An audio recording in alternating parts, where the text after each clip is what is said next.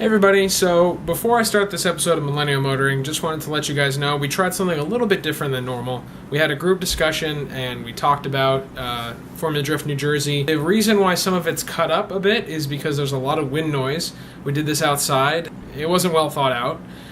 We should have done it indoors, at least. If you are wearing headphones, I apologize. Some of it's going to be super loud. We hope you guys enjoyed this video. I'll let you guys get to it now. Hey everybody, so we just wanted to talk about the whole controversy surrounding Formula Drift New Jersey and, you know, with Forrest Wang leaving, some of the calls that were made, why the judges made those calls, and just how the drivers felt, some of their comments as seen on Maximum Driftcast and other places. So we just wanted to take some comments on that. I'm going to let Cooper take it on first. So what were your thoughts on the whole event? Well, you know, there was a lot of thoughts that went through my head while this happened. Main one being, it sucks to see Wang leave under the circumstances that had happened. I know a lot of people are thinking that it was all because of the calls that the judges were making and what, you know, it just ended up going the wrong direction, and it just sucks. Jordan, did you have any comments? Well, he did have a good start, and I remember me and Cooper were talking about the fact that, you know, he's one of the start of the whole FD series. You know, he was one of those guys that kept everything going. He was always there. And, you know, it sucks to feel that, you know, and, you know, Cooper had some good pointers stating that, you know, he had some financial problems, you know, and this sport isn't the easiest to afford. But, you know, he blew a motor, so he's out, you know, however many dollars that is. Was that at least 30 grand or more, you know, however much that car was. Yeah, easy, you know, so he was in the hole quite a bit. It's not like he was doing fantastic either this season as well. I don't know if that was just his driving or anything like that. Well, it is also, this is the first season with the S15.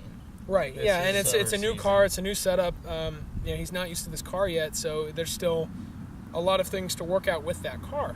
So, but how do we know if he's going to step out for a little bit and be back? You know, he that is a possibility. Yeah, he could possibly go, like, take this time off.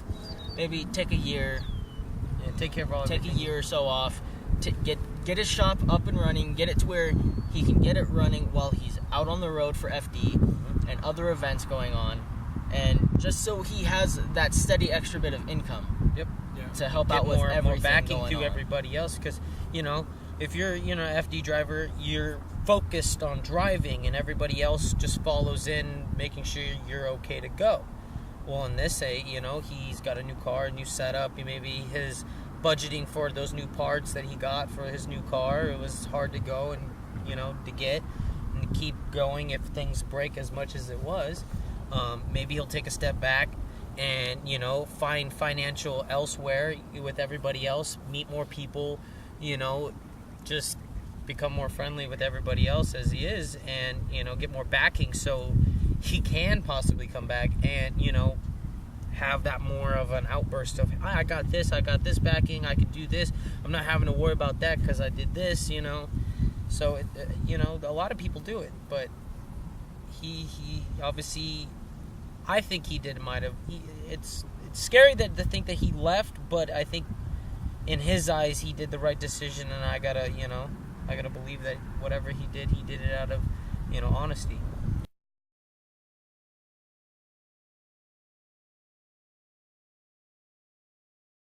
it does get a little out of hand, and, you know, Paco being Paco, he took it in a very positive light. He thought it was funny. To me, he took it in the best way that anybody could have taken it. The comment that he made, I mean, yeah, that was like kind of a hard subject to talk about this soon. Mm-hmm. I understand what he was trying to say, and I think certain people out there they weren't getting what he was saying. You know, it is a tricky thing. It might be a little too soon to talk about it. I was a little surprised that he brought it up, but the fact that he went out there and went for it, I guess it was an interesting observation, and it makes sense, but I do think it might have been a little bit too soon. Yeah.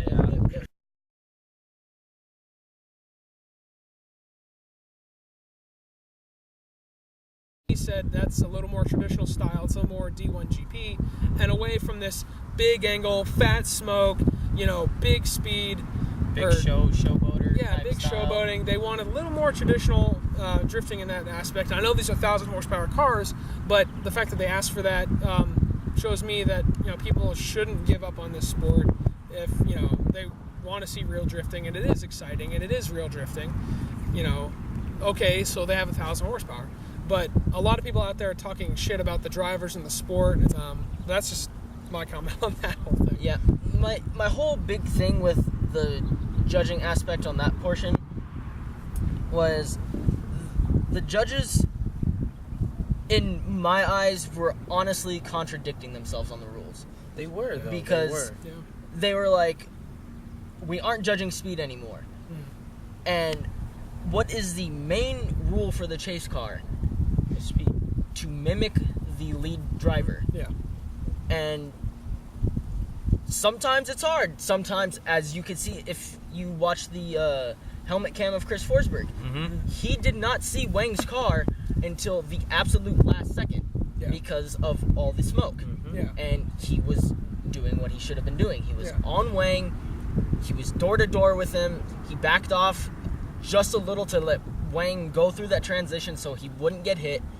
And these being very high horsepower cars, they smoked the hell out of the track. Oh, they can only use the black view cameras. They, to review stuff. Exactly. But I don't even think they can't review right after a run, can they? I mean, they can watch the replay, but I think that's about it. See, that's also the thing why I feel they kind of made the switch from GoPro to Blackview. Yeah. Was the Blackview cameras run off Wi-Fi, so anybody can see. They can be getting, like, if they set it up right, they can be getting every single angle from the Blackview cameras that are set up on the cars. Yeah. So they could be watching Forsberg's car and be on the camera that's on the passenger rear fender, and be like, okay, he's completely clouded in smoke. And then look at the driver fender and be like, okay, you can kind of see what's going on, but not really. Then look at the hood camera if they have it, and then look at a helmet cam and see what he's seeing milliseconds after it happens. Exactly. Like, they have the technology that they could have the time to go through all this stuff and see exactly what's going on with all these cameras, but they gotta keep things going. So it also brings in the time factor of we need to get through all these rounds, get through everything, because they only have a limited amount of time on the track. I get what you're saying. They could use a little more technology, and I think that's something that should be applied a little bit more. Let's use a little more cameras. And I'm not trying to say like drift shifters where it's all electronically judged by proximity and all this. I'm just saying that I think the judges should be allowed a little bit more tools. Still growing and figuring out, hey, this is what works and what doesn't work. Yeah. And with the whole, we're gonna not judge speed this year or whatever, or on this run, it comes to the factor that they're hot potatoing all these different factors and just choosing one out of like a hat. Yeah. Like, oh, we're gonna do this one on this run. Yeah. It's a lot of growing that could still happen, but I think the way that this season's been rolling out, they've been so wishy-washy that a lot of people are getting fed up with the sport is because of the way it's getting treated and run. I think is they need to have maybe an independent driver that doesn't race in the series anymore, or one of the judges themselves get out there. Yeah, for example, Reese Millen. And have a judge ride along, or have all three judges ride along and say, this is what we want from every driver on this track. And they'll do that for each track. I don't know, but just pick a car, pick a driver, hopefully a different driver each time, and then have a judge ride along, and before the ride along say, okay, I want you to do this, this, this, and this. I want this much angle, I want this much speed, that kind of thing, through this section, and this through that section. And then have all the drivers watch it and go, this is what we want. This is what we want you to do for this event. And I think that would dissolve a little bit of the confusion, not just for the drivers, but for the fans as well, to get them to be like, all right, we understand what we were looking for.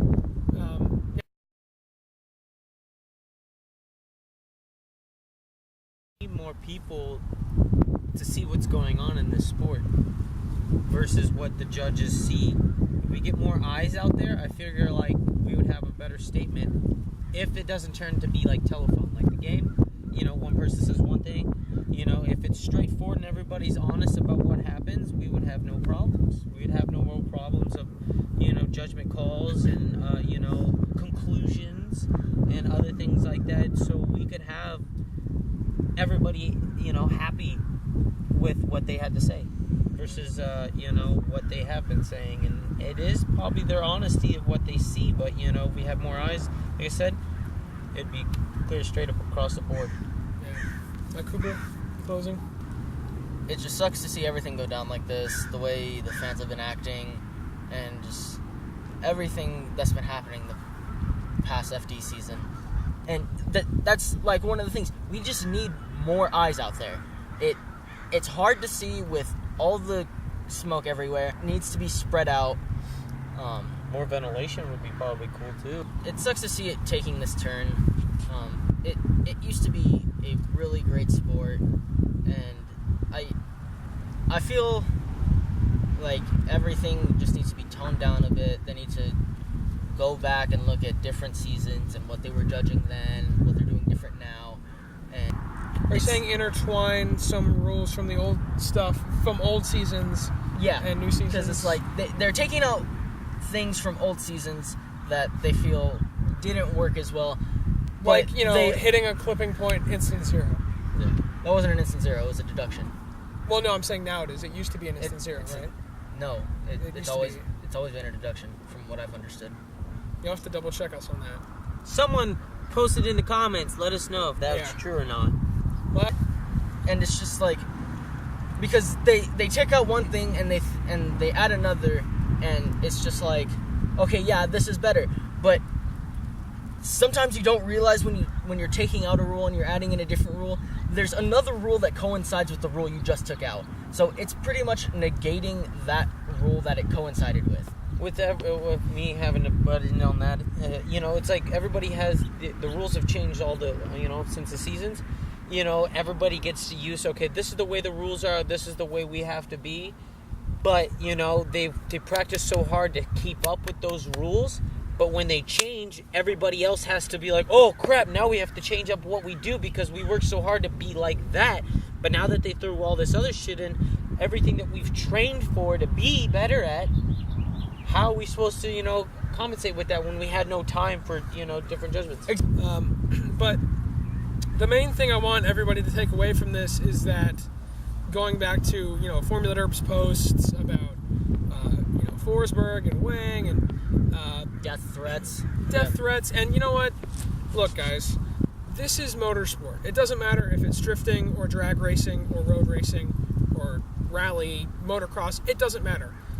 The point of motorsport is to bring people together and not separate each other with hate. I think that everybody watching FD that has questions and has concerns needs to go back, read the rule book, read what the judges were asking for, specifically at New Jersey. Motorsport has never been about that. There's been rivalries, but being about coming together and having fun. Yeah. It doesn't matter what you drive, how you drive. It just matters that everyone's having a good time. Fun. Yeah. But yeah, so we hope this video gets shared around, and we hope our opinions and thoughts were heard correctly. Didn't introduce them at the beginning of the video, but this is Jordan. You can find him on Twitter at Yahoo Melville or Native Jordan on Instagram. On Instagram, yeah. This is Snapchat Cooper. too. You can find him at CGregory23 on Twitter, and my Instagram name is way too long to say out, so I'll just have him put it in the description. Right in this area. Yeah. Find me at RDGRacer96 on Instagram and Twitter. Don't have a Millennial Motoring account set up yet. I think we're just about done. Arwindale, we're coming for you. Fuck yeah. All right, guys. Take it easy. Have a good one. # I stand with Forrest.